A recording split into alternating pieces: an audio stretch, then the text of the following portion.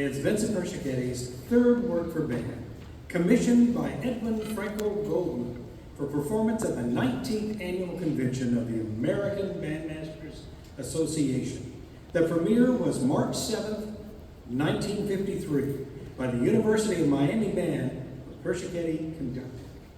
The composer's manuscript sketches show that Persichetti had originally intended to title the work Morning Music for Band. The work marked an important milestone in the composer's career. At the time of its writing, Persichetti was in high demand as a composer and educator, having taught at the Juilliard School and the Philadelphia Conservatory of Music. The commission from the U.S. Army Band was a significant honor and a testament to Persicchetti's growing reputation as a composer of concert band music. Dr. Walker opens our concert tonight with Vincent Persicchetti's Pageant.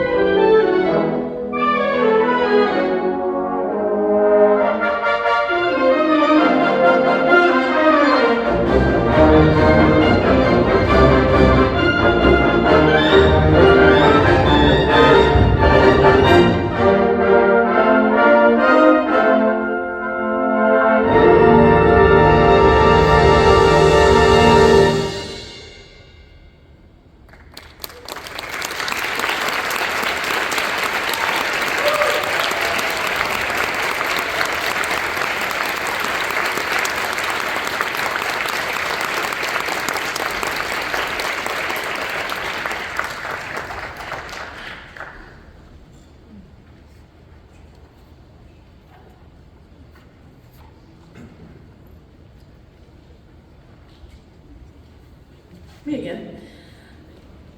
When our students leave Troy University as music ed majors, we don't get often the opportunity to watch them blossom in the classroom.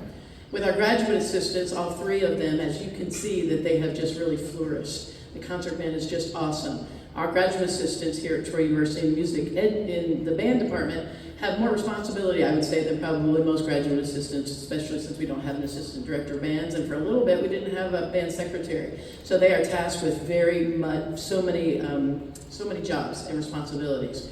To watch them flourish, as I said, and blossom is a true privilege. For all of them, good enough never is, and they work well beyond, as you can tell from their concert. This evening we have the opportunity to have Dishun Iverson come back and conduct the ensemble. Dishun is one of our newest band directors in the state of Alabama. He already has a job, and I think our other two graduate assistants are pretty close. We can't talk about it yet. But please welcome to the stage once again, Mr. Dishun Iverson.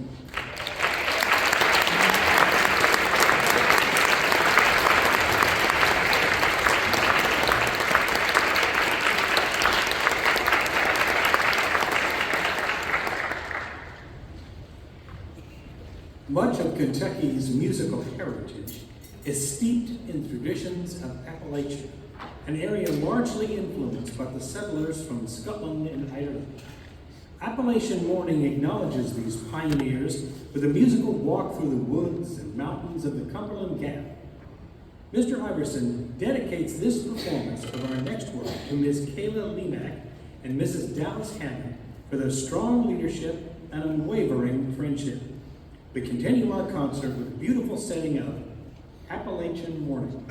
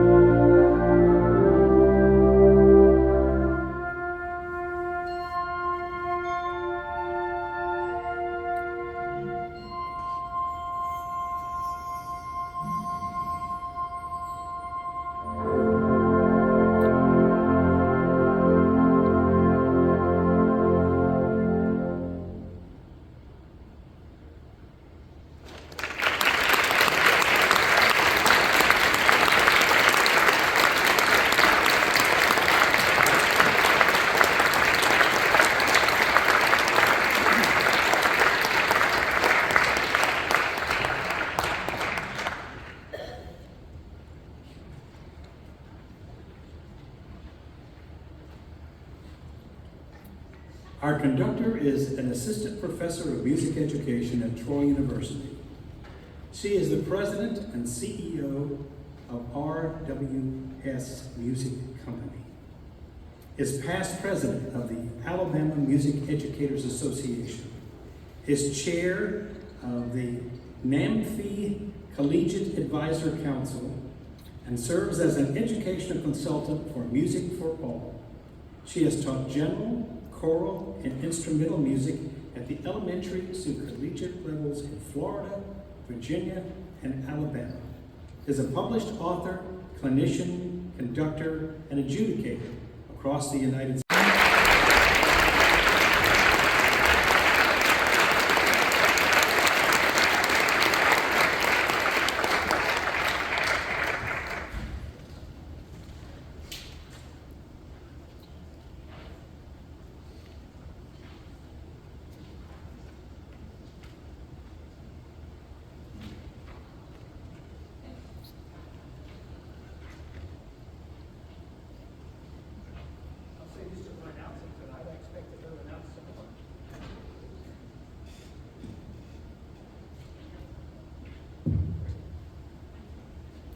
The work Frostbite depicts a winter battle scene set in the middle of an icy take.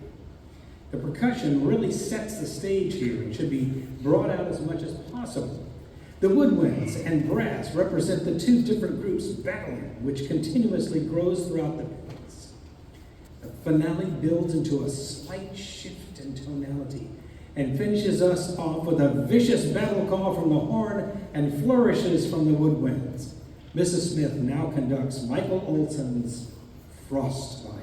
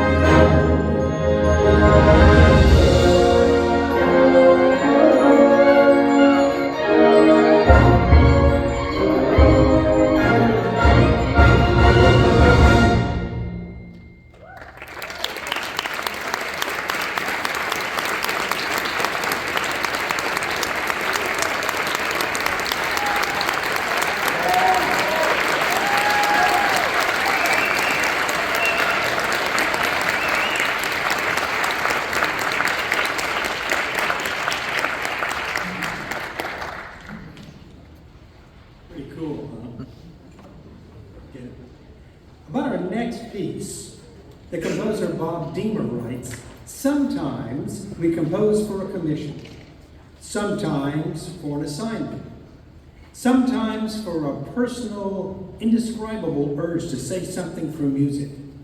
Yet at other times, we compose for our friends." Susan Smith became one of my best friends over the years as we worked together in the National Association for Music Education, and when I learned about her concert tonight, I wanted to give her a small gift of friendship with this piece. We have all lost loved ones. It is one of the hardest things of being human. And while the idea of a flag at half-staff is usually reserved for those who have served our community and country in some form, the title of this work suggests that we all project our loss to the world in some way. The idea of this work has been sitting in my mind and on my desk for many years, and tonight's concert inspired me to complete it for you and for Susan. This is Half-Staff.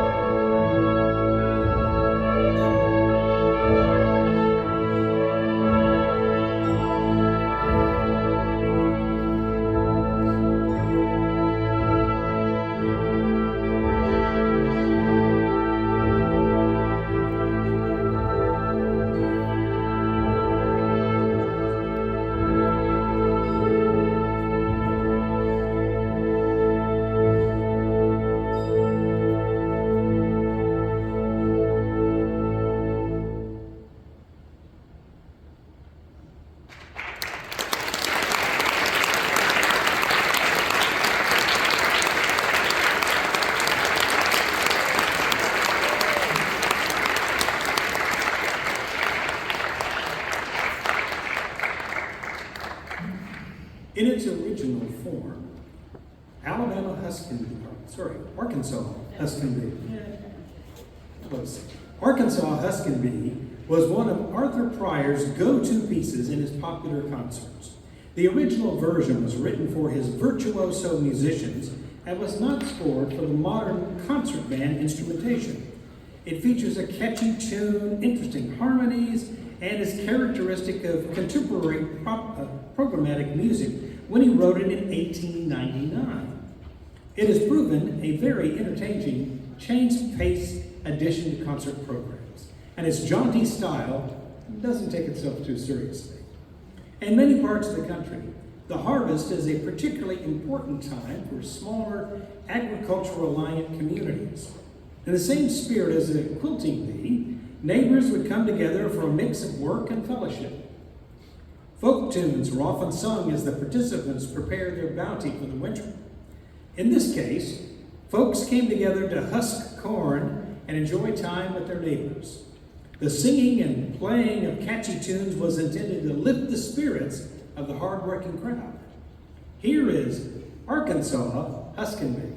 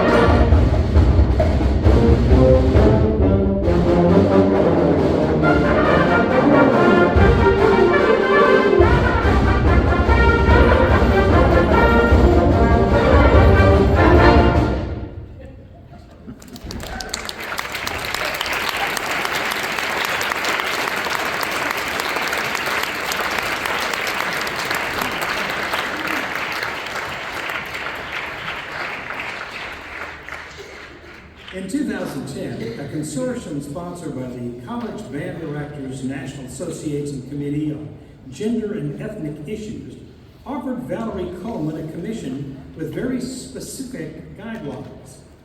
In addition to the stipulation that the composer be from an underrepresented community, the premier performance would be awarded to a high school with a largely minority student body, Roma High School in Roma, Texas. As part of the project, Coleman visited Roma High School twice in order to gain a full appreciation of the program for which she was composing, and she was inspired by the talent and range of the ability in the band. A nation without a country is the best way to describe the nomadic tribes known as gypsies, or more properly, the Romani. Their traditions, their language, Roma, legends, and music stretch all over the globe, from the Middle East, the Mediterranean region, and the Iberian Peninsula, across the ocean to the Americas. Roma is a tribute to that culture in 5 descriptive themes as told through the eyes and hearts of Romani women everywhere. Romani women, mystic, youth, trickster, and history. She is frail, but within her is the strength of the Romani. Mrs. Smith now conducts her final piece with the Troy Symphonic Band, Roma, by Valerie Coleman.